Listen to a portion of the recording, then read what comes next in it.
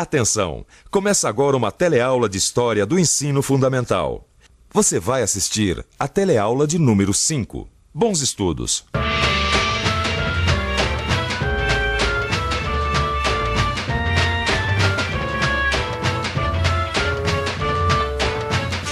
Você já tinha reparado como a gente gosta de cana? É açúcar, rapadura, garapa, cachaça, até carro. Afinal, o álcool combustível vem daqui, da cana-de-açúcar. Mas agora você deve estar querendo saber o que é que cana tem a ver com a história do Brasil, não é mesmo? Pois fique sabendo que quem deu o grande empurrão para o Brasil começar a sua história foi justamente a cana-de-açúcar.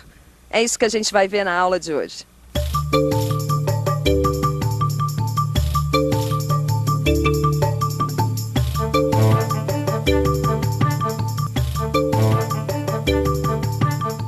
Você vai ver na aula de hoje por que os portugueses escolheram a cana-de-açúcar para colonizar seu território na América. Um território que hoje se chama Brasil.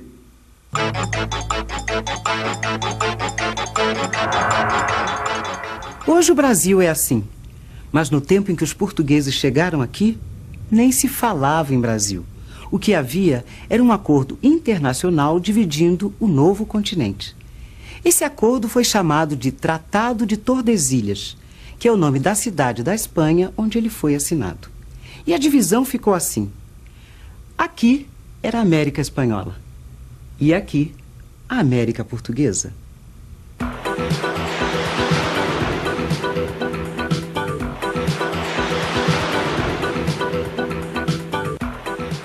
Portugal e Espanha eram as grandes potências econômicas daquela época. Por isso mesmo eram grandes rivais. E para eles, o Novo Mundo era, antes de qualquer coisa, uma fonte de riquezas. Os espanhóis avançaram para o interior atrás de ouro e prata. Os portugueses se instalaram no litoral. Foi ali que começou uma forma muito particular de comércio entre portugueses e índios tupinambás, o escambo. O que primeiro chamou a atenção dos portugueses nessas novas terras foi o pau-brasil, uma madeira muito valorizada na Europa, porque servia para tingir tecidos.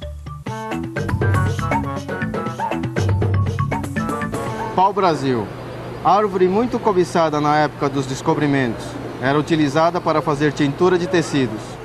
Para ter acesso a essa madeira, os portugueses fizeram alianças com diferentes povos indígenas. Os índios cortavam as árvores e transportavam o pau-brasil até o litoral.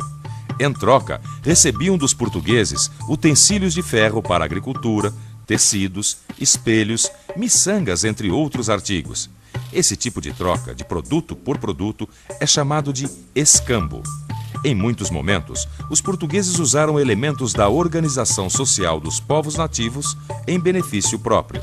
A guerra constituía um dos elementos centrais da organização social dos Tupinambá. Era através dela que os grupos se situavam melhor no tempo e no espaço. Uma outra característica que deve ser salientado é a questão das alianças que as guerras proporcionavam. E isso vai ser, com a chegada dos europeus, uma das chaves da penetração da dominação europeia nessa região da América. Justamente porque os índios vão se interessar em fazer alianças com os europeus, que eles ofereciam vantagens imediatas sobre o inimigo tradicional, e para os europeus, em contrapartida, ficou muito claro que não bastava entrar, invadir, matar, e sim, seria necessário antes, para conseguir os seus objetivos, entrar nesse circuito de alianças e de guerra indígena. Os franceses queriam entrar a qualquer custo no negócio do pau-brasil. Eles não davam a menor bola para o acordo que dividia o Novo Mundo entre portugueses e espanhóis. Em pouco tempo, a maré ficou favorável para os franceses. E os portugueses perceberam que, se não ocupassem para valer a sua parte da América, o tempo ia fechar. Lembra da cana?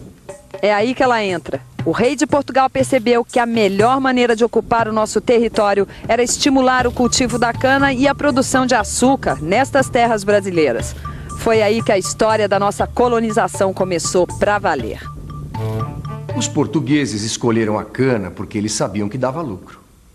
Eles já tinham experiência no ramo. Foi com a cana que eles colonizaram suas ilhas perto da costa africana. Mão de obra não era problema. Além dos índios nativos na colônia, os portugueses tinham outra fonte. Eles sabiam se aproveitar dos conflitos entre as tribos africanas. Lá também se praticava o escambo. Só que em vez de madeira, a mercadoria que eles levavam em seus navios era humana. Esse modelo econômico, baseado em grandes lavouras de cana tocadas à base de mão de obra escrava, foi importado com sucesso para a América.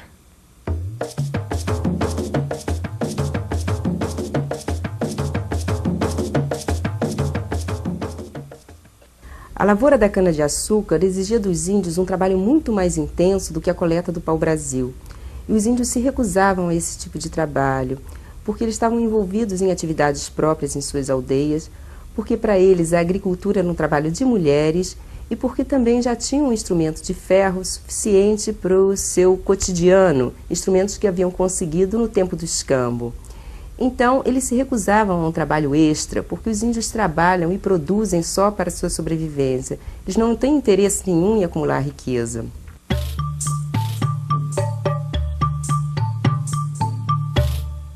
Só os índios não deram conta da quantidade de trabalho nos canaviais. Nos engenhos ou nas missões, eles morriam aos milhares por causa das doenças trazidas pelos europeus. Os grupos de indígenas que conseguiam escapar disso, quer dizer, que não haviam sido convertidos ao cristianismo, nem sido escravizados nos engenhos, esses grupos começaram a se retirar para o interior do país. Alguns desses grupos, ou muitos desses grupos, habitam hoje a Amazônia. No século XVI, eles viviam no litoral do continente. No final do século XVI, os engenhos já davam grandes lucros com a produção de açúcar. Enquanto isso, os jesuítas exigiam atitudes das autoridades coloniais para acabar de vez com a escravidão indígena. O contexto era perfeito para que o tráfico de escravos africanos, que ainda pequeno, se transformasse em mais uma grande fonte de lucro para o comércio colonial português. Foi assim que a onda mercantil e escravista firmou no litoral da América Portuguesa. A região Nordeste foi o ponto de partida do nosso Brasil de hoje. As cidades de Recife e Salvador se tornaram portos importantes para a exportação do açúcar. Era ali também que chegavam os escravos africanos e os produtos europeus. Todo esse comércio era canalizado para Lisboa. Dali, o açúcar brasileiro era redistribuído para toda a Europa.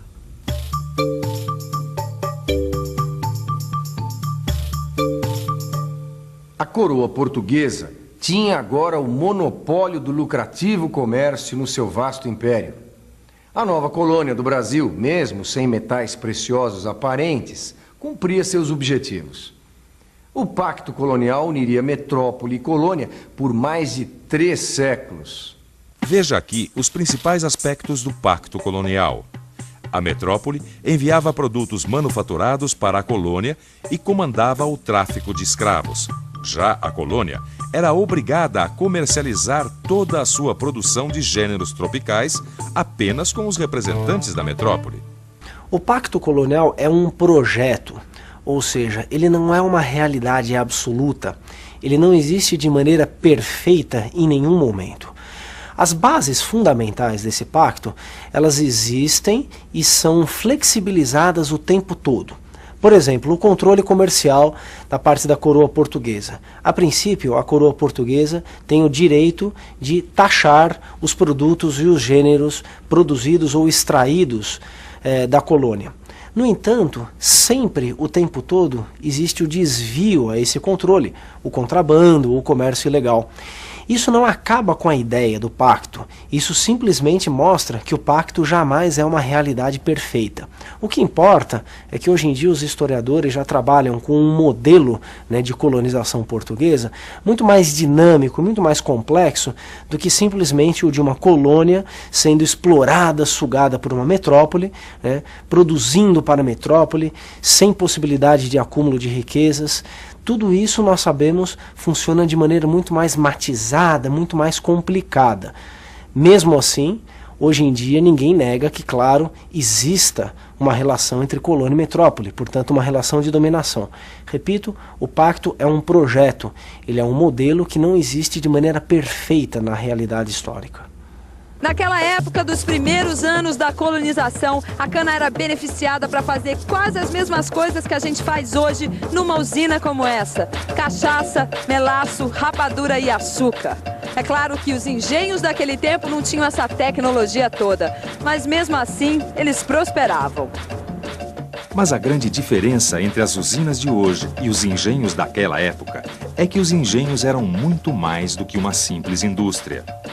O engenho não era apenas o local de trabalho. Ele era o centro da convivência social. O lugar da casa grande e da senzala onde os senhores e os escravos conviviam. O engenho foi o berço da mistura de raças.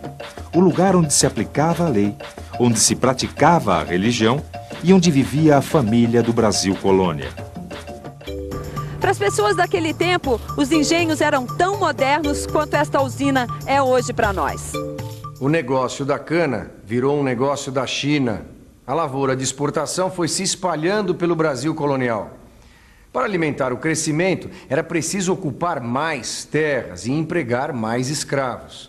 E como o dinheiro chama dinheiro, tudo em volta cresceu.